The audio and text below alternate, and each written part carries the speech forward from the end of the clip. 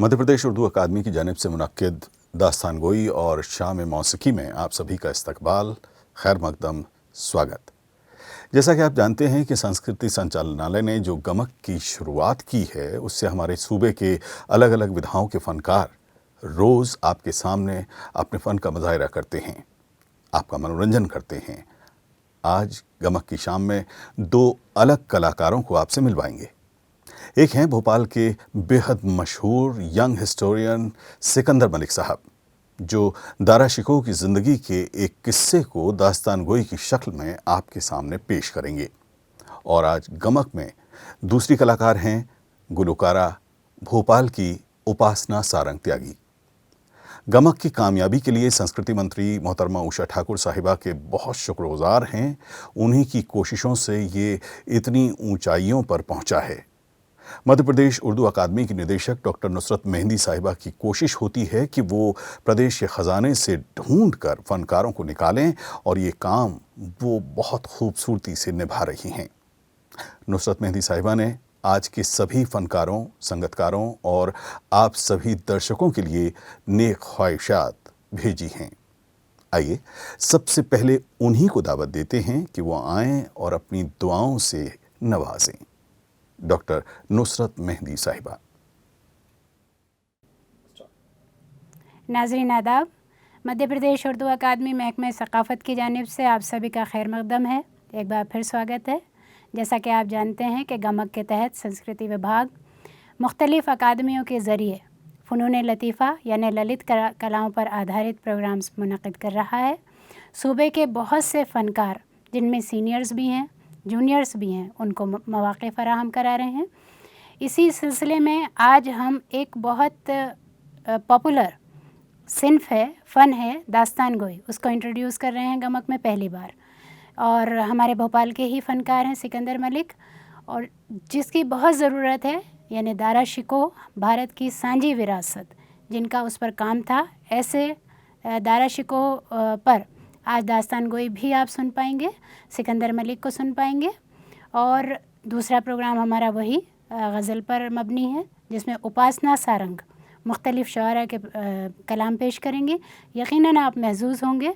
और इसी तरह नाज़रीन, आपसे गुजारिश है कि जब तक कि ये दौर चल रहा है, और हमारी ये कोशिश है कि इस दौर में भी हमारे अदीब, हमारे शायर और हमारे फ़नकार महरूम ना रहें, वंचित ना रहें, तो हमारी इस कोशिश को आप लोग अपनी ज़िम्मेदारी समझते हुए हौसला अफजाई कीजिए, जुड़े रहिए हमारे साथ और मशवरे से भी नवाजते रहिए।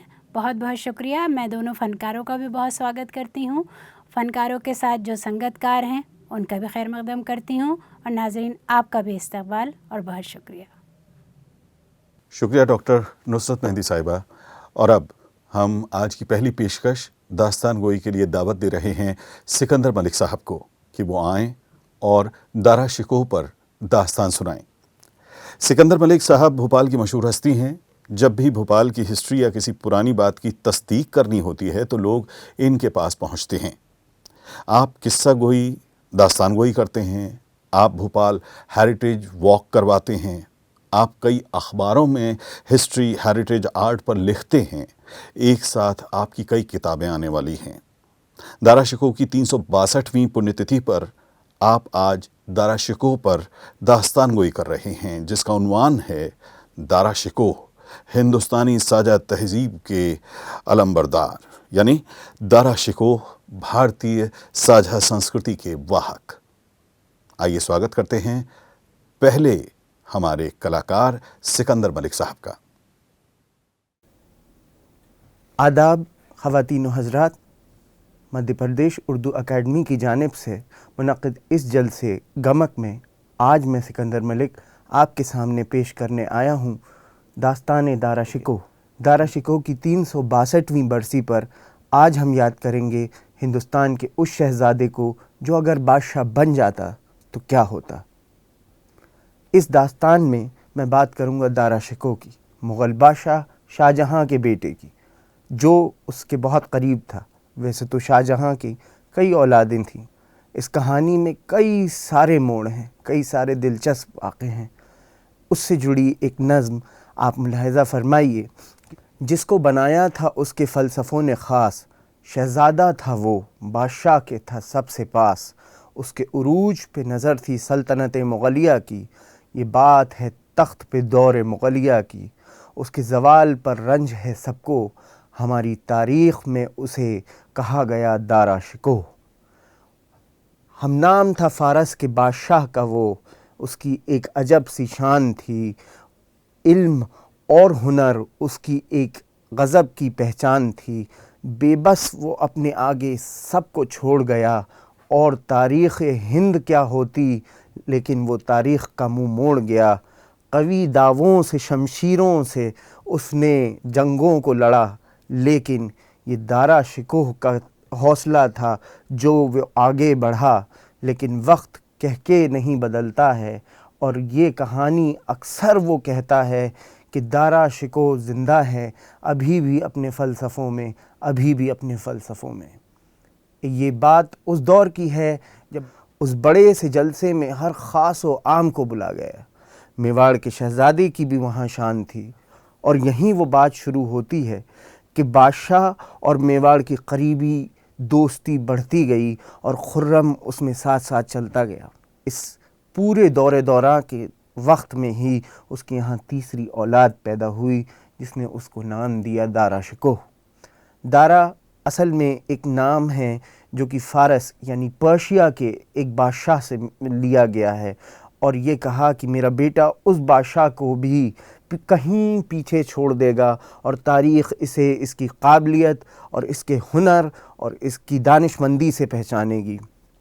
इस तीसरे बच्चे के साथ ये वही खुर्रम था जो आगे चल के शाहजहाँ बादशाह गाज़ी बना, और मुस्तक़बिल जिसका क़त्ल व गारत से था सना, जहाँ दौलत हर गली कूचे की बासी थी, और जहाँ पर हर आदमी खुश व खुर्रम था।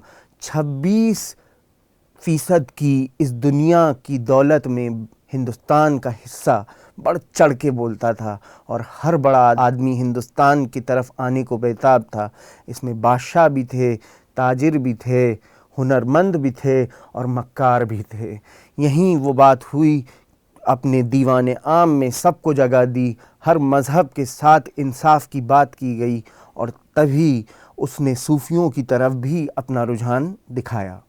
इसी वक्त में ये बात हुई कि दारा इतना बड़ा हो गया था कि उसने दारा को धीमे धीमे अपने करीब लाना शुरू कर दिया, और क्योंकि वो जानता था कि तख्त की लड़ाई में जीत उसी की होती है जो बादशाह के करीब होता है, और वो बड़ी औलाद थी जिसे वो अपनी वली अहद के तौर पे देखा करता था। इसी दौरान की बात है कि शाहजहाँ ने इस पूरी चीज़ को लेकर के अपने बाकी बच्चे जो आगे पैदा हुए यानी कि मुराद और औरंगज़ेब, इनके साथ इस तरह से सलूक किया कि किसी तरह से बचपन से ही इन भाइयों में दूरियां रहीं। उसने इन बच्चों को पूरे हिंदुस्तान में फैला दिया, लेकिन दारा शिकोह को अपने पास दीवाने आम में रखा। एक ज़माना वो भी आया जब वो जवान हो गया और उसकी शादी हुई। उस जलसे की तस्वीरें आज भी हिंदुस्तान के बड़े बड़े अजायब घरों में मिलती हैं। दिल्ली का नेशनल म्यूज़ियम उसकी गवाही देता है, जहां आप ख़ास तौर पे से जाके देख सकते हैं कि पूरी दिल्ली दुल्हन बनी थी और दूल्हा दारा शिकोह था। आगे जब बात बढ़ी तो दारा शिकोह को 2 करोड़ रुपये दे करके शाहजहाँ ने अपने पास रख लिया। वहीं उसने देखा कि आलमगीर, जो कि आगे चल के औरंगज़ेब कहलाएगा, वो हिंदुस्तान के अलग अलग जगहों पे अपने फ़तेह के झंडे गाड़ रहा है। उसने धीमे से उसको एक जगह से दूसरी जगह से तीसरी जगह और आखिर में दक्कन के अंधेरों में और उसके पहाड़ों में खोने के लिए छोड़ दिया।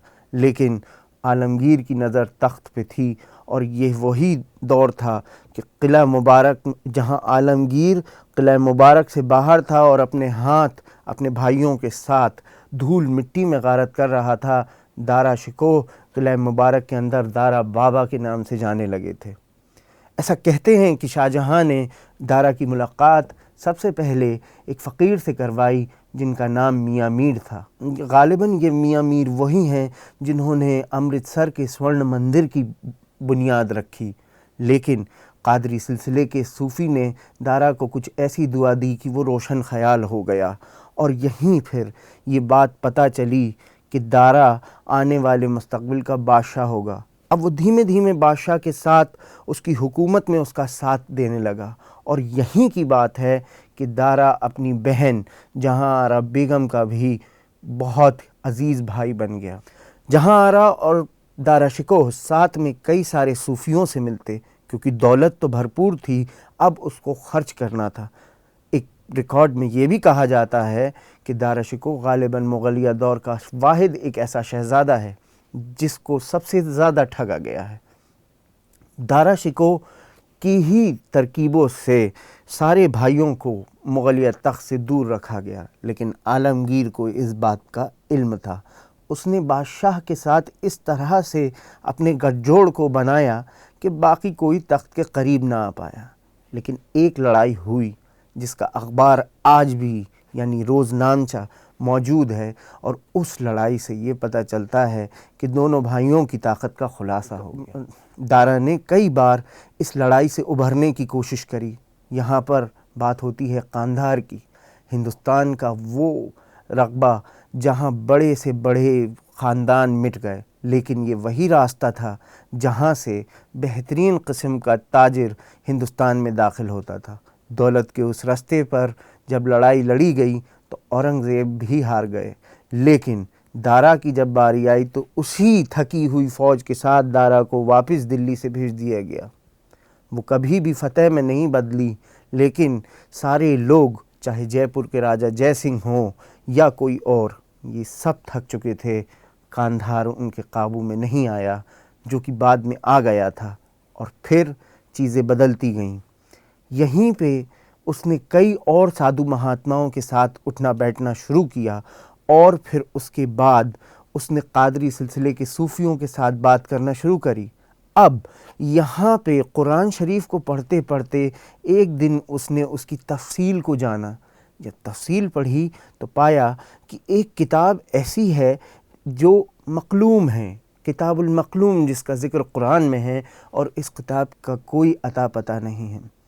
उसने अपने इबादत खाने में कई सारे पंडितों को बुलाया, ख़ास तौर पे से जिनमें कई कवि चंद्र आचार्य सरस्वती, जगन्नाथ पंडित राजा या बाबा लाल दास थे।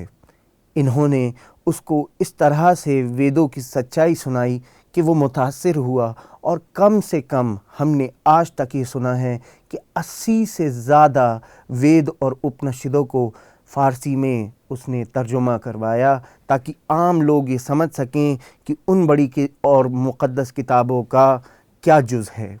यही वो दौर था जब ज़्यादा पढ़ने की वजह से उसने अपना दीनी रुझान और बढ़ा दिया।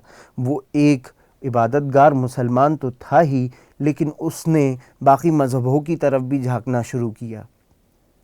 हिंदुस्तान के कई मज़ाहिब, ख़ास तौर पे से सनातन धर्म की जुड़ी हुई सभी किताबों में दारा ने कई दिलचस्पियाँ लीं, और इस काम को अंजाम देते देते एक किताब और लिखी, मजमा-उल बहरैन, जिसमें वेद और उपनिषदों का ज़िक्र था, उनकी सच्चाई थी, उनका बयान था, और कैसे वो उसको इस्लाम के साथ जोड़ के देख रहा था। यहाँ अगर बात करें तो दारा कोई साधु महात्मा नहीं था, वो एक सूफ़ी था, एक शहंशाह बनने की काबिलियत रखने वाला लड़का था, जो आगे अपनी सूझबूझ और अपने मजहबी इक़्तिदार के साथ बढ़ने की सलाहियत रखता था। लेकिन ये सिर्फ़ और सिर्फ़ उसकी पूरी की पूरी हिकमत का ही नतीजा था कि उसने खाका खींचा जिसमें वो हिंदुस्तान के सभी मज़हबों को आपस में मिलाकर देखता था। ये वही दौर था जिसका हमें अक्सर ये इम्कान होता है कि लंदन में रखी एक किताब से ये पता चलता है कि एक वक्त ऐसा भी आया जो कि दारा ने उस किताब को लिखवाया। वो कोई उपनिषद या वेद नहीं था, वो एक ताबीरनामा था। ये ताबीरनामा उस मुक़द्दस ख्वाब की निशानी था जो दारा शिकोह ने देखी। वो ख्वाब जिसमें भगवान राम ने दारा शिकोह को अपने गले से लगाया और ये कहा कि शायद तुम इस दुनिया की सच्चाई के बिल्कुल करीब हो।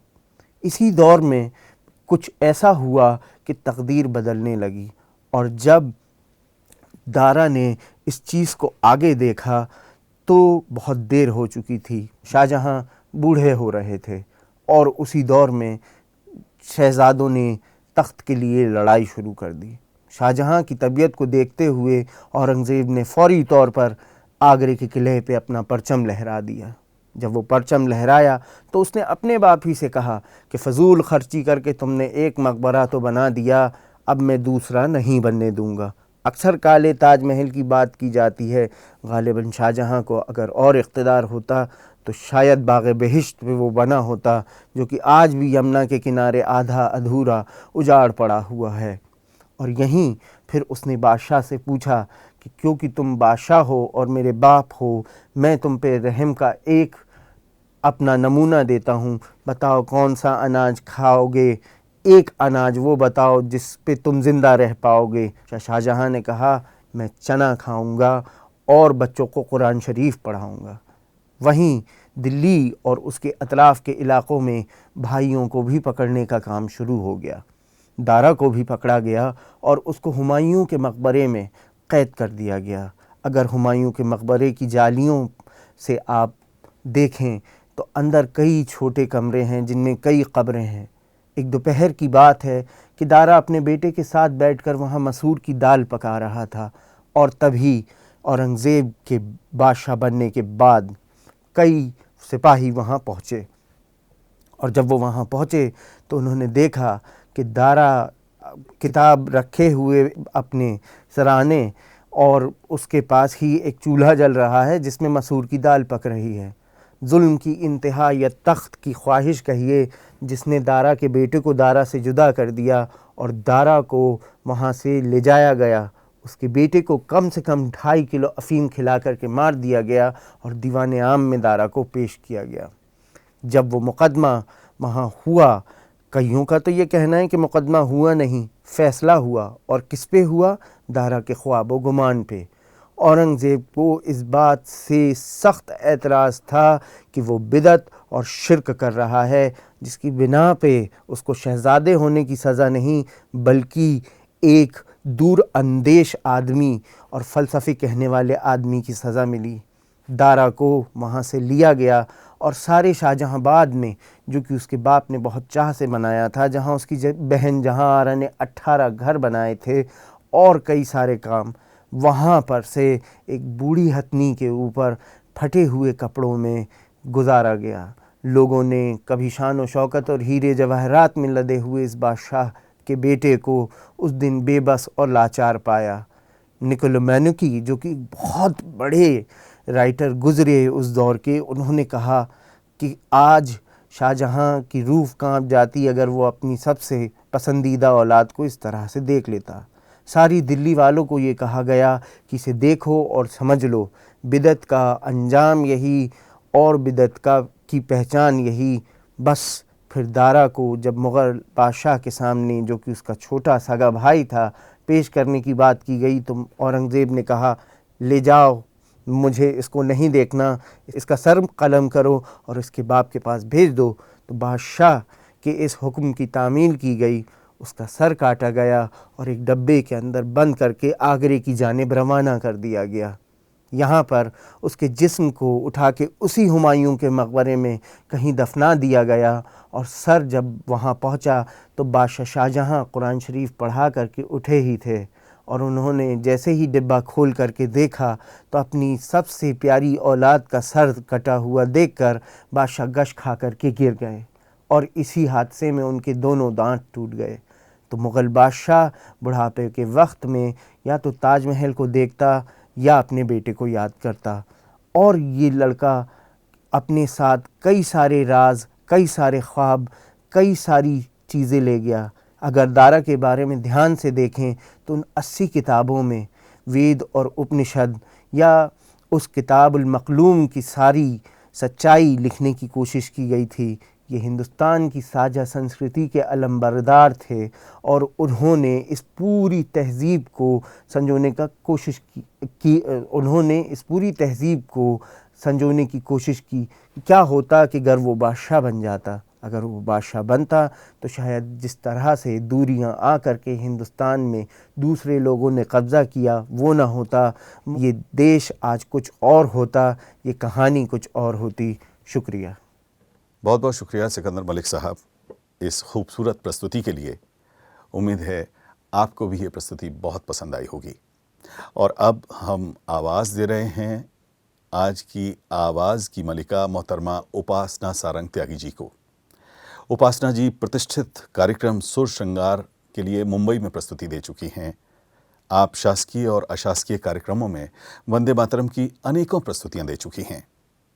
दूरदर्शन के कार्यक्रम सुर साज और आवाज़ में आपने अपनी गज़लें प्रस्तुत की हैं। इसके अलावा दूरदर्शन के कार्यक्रम गीतमाला में आपने गीतों की प्रस्तुति दी है। भगवान चित्रगुप्त के भजनों की एक सोलो एल्बम आपने रिलीज़ की। चित्रकला में देश विदेश में आपकी अनेकों प्रदर्शनियां लग चुकी हैं और सबसे खास मध्य प्रदेश सरकार का स्टेट अवार्ड लक्ष्मण भांड पुरस्कार आप प्राप्त कर चुकी हैं। आज के कार्यक्रम में उपासना जी 4 कलाम पेश करने जा रही हैं। शुरुआत वो करेंगी दुष्यंत कुमार जी के कलाम नज़र नवाज नज़ारा बदल न जाए कहीं से। उसके बाद सुदर्शन फाखिर के कलाम किसी रंजिश को हवा दो कि मैं जिंदा हूं अभी। और आखिर में पारंपरिक रचना सुर के घुंघरू बांध पैर में आज शाम में नाचूंगी और तेरे ख्याल को दिल से कभी जुदा करना। इस तरह आज के कार्यक्रम संपन्न होगा। तो बहुत अदब के साथ हम आमंत्रित कर रहे हैं आज की शाम की गुलकारा उपासना सारंग त्यागी जी को।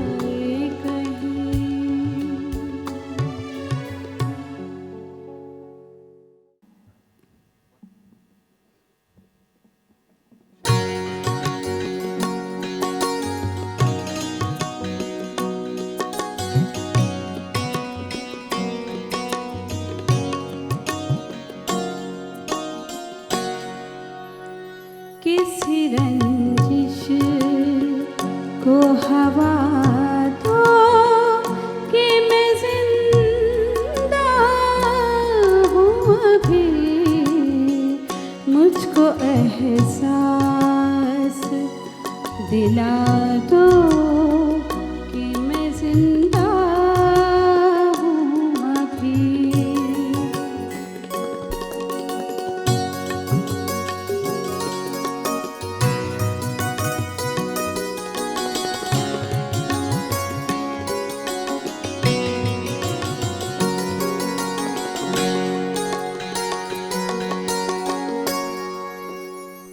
मेरे रुकने से मेरी सांसें भी रुक जाएंगी,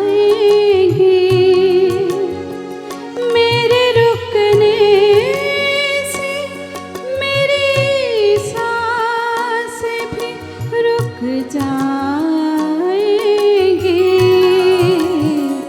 फासले और बढ़ा दो कि मैं जिंदा हूँ अभी, मुझको एहसास दिला दो कि मैं जिंदा हूँ अभी।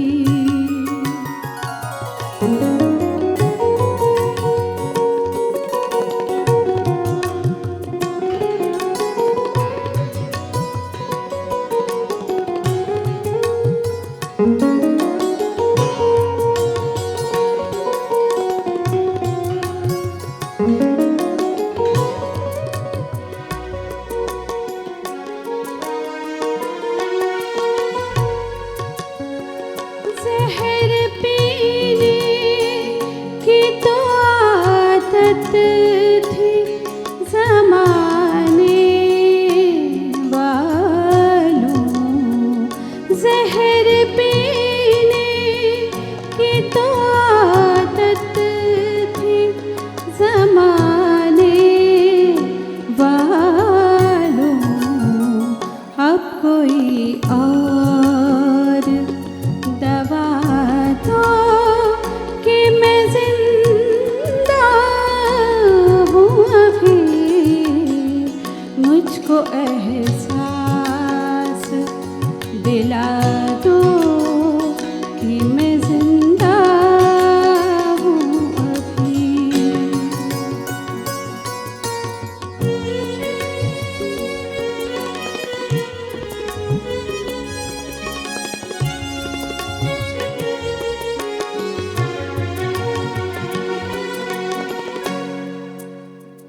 चलती राहों में यूं ही साख लगी है फाखिर, चलती राहों में यूं ही आँख लगी है फाखिर। भीड़ लोगों की हटा दो कि मैं जिंदा हूँ अभी, मुझको एहसास दिला दो कि मैं जिंदा हूँ अभी। किसी रंजिश को हवा दो कि मैं जिंदा हूँ अभी, मुझको एहसास दिला दो कि मैं जिंदा हूँ अभी।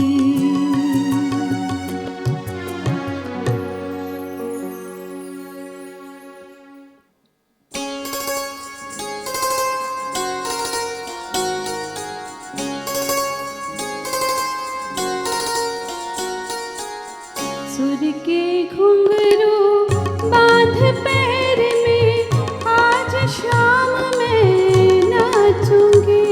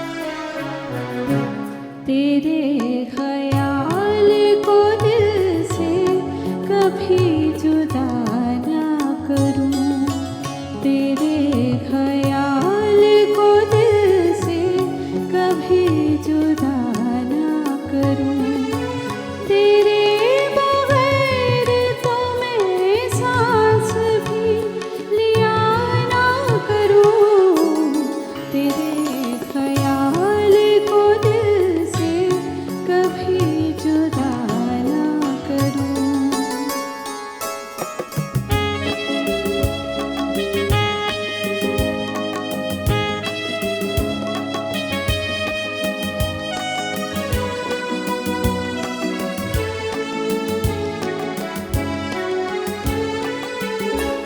जो तू मिला तो मुझे मशवरा दिया दिल ने, जो तू मिला तो मुझे मशवरा दिया दिल ने, जो तू मिला तो मुझे मशवरा दिया दिल ने, मैं अब खुदा से कोई और इल्तिजा ना करूं, तेरे बगैर तो मैं सांस भी लिया ना करूं, तेरे ख्याल को दिल से कभी जुदा ना करूं।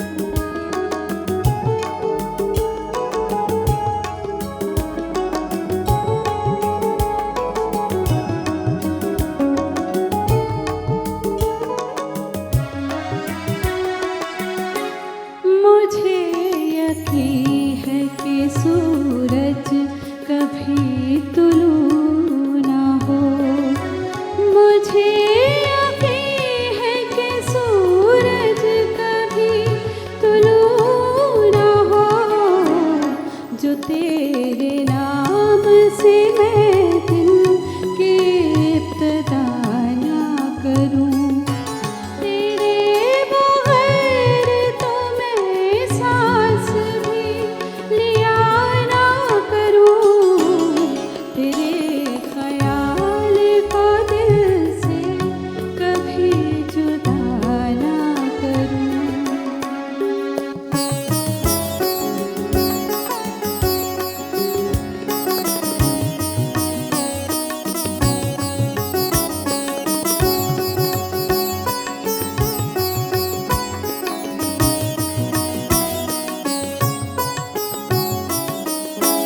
वफा की राह में रख तो दिया है मैंने कदम, वफा की राह में रख तो दिया है मैंने कदम, वफा की राह में रख तो दिया है मैंने कदम, अब इसमें जान भी जाए तो मैं गिला ना करूं, तेरे बगैर तो मैं सांस भी लिया ना करूं, तेरे ख्याल को दिल से कभी जुदा ना करूं, तेरे बगैर तो मैं सांस भी लिया ना करूं, तेरे ख्याल को दिल से कभी जुदा ना करूं।